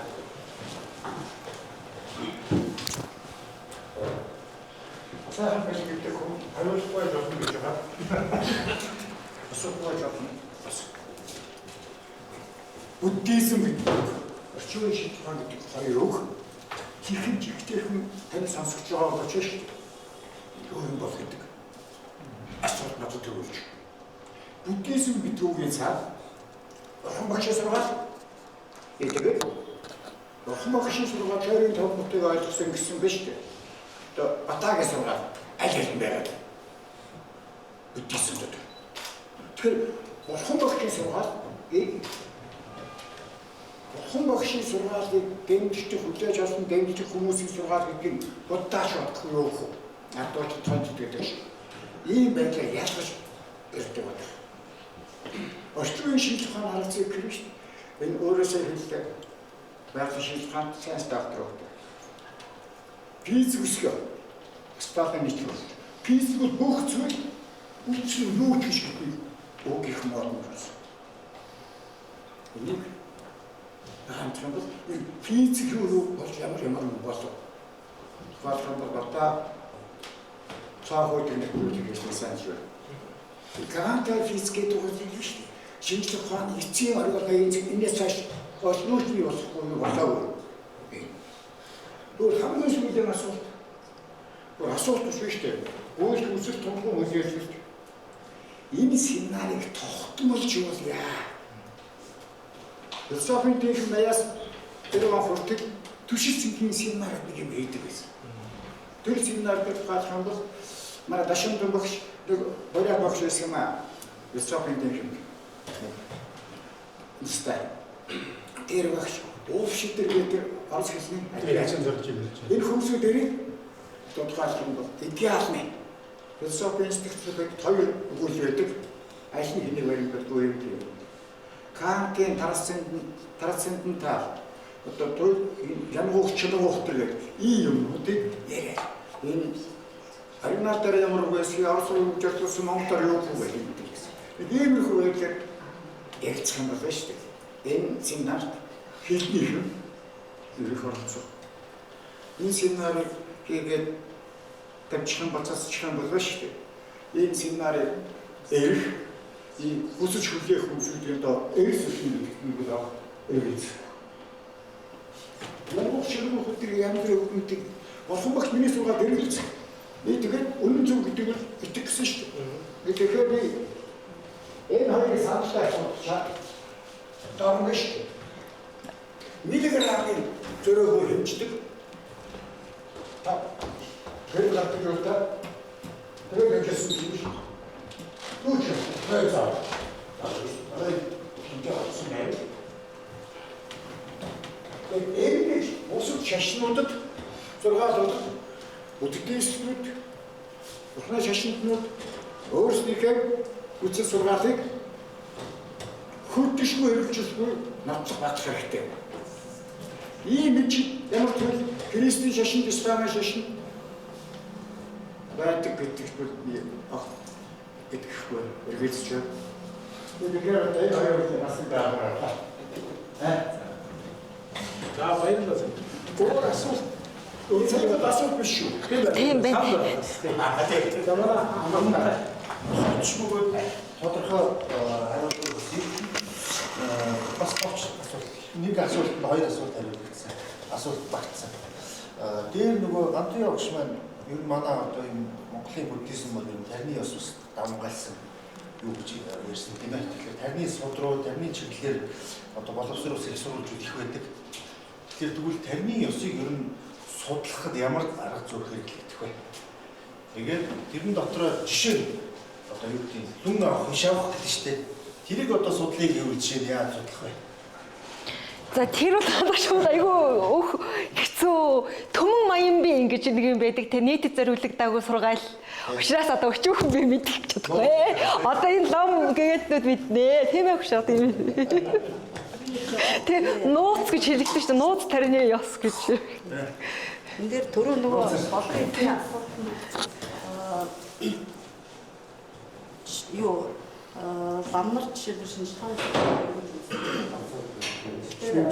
ялангуяа төвд манай ламнарын хувьд юу гэж икча гэж нэг юм. Икча гэдэг нь яг юу гэсэн үг вэ гэхээр жишээлбэл төвдийн одоо буддизм чинь дотроо бас Филиппин яснаас гадна сажааны Филиппин ёс гарахаас өмнө сажи ёс бол их хүчтэй байсан. Сажи ёсны маш том багш нар байдаг. Одоо Монголын хаан чинь сажи ёсны агуу ламыг бүрийн багш болгосон байдаг шүү дээ. Тэгэхээр агуу ламын одоо багш нь агуу ламыг одоо яг тэр номын өрөөнд бүрдсэн хүн бол саж лам тогтоож өгсөн. Тэгэхээр тэр бол ер нь энэ таван оройд болсон бас юм бэ. Тэгэхээр бодлон бол бас бүх одоо чойрын таван донд их баг 10 анаа басан гэсэн хүн. Тэгээд манай ламнар ихч нөгөө Филиппин ёсны тэр сургалтаар явдаг. Тэр сургалтаар явж байгаа тохиолдолд би яагаад энийг яриад байгаа гэхээр би өөрөө бас яг энэ асуултыг хайж ирж нөгөө ирэх үү гэдэг нь болж явсаар байгаа. Юу ойлгосон гэхээр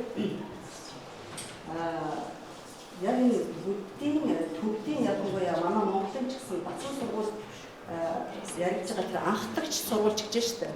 Анхдагч сургуульч яг заваа бол цөмөр энтхийн одоо заваа мөн байна. Харин гол барьж байгаа тайлбар нь одоо бодлогын тайлбар болно байна.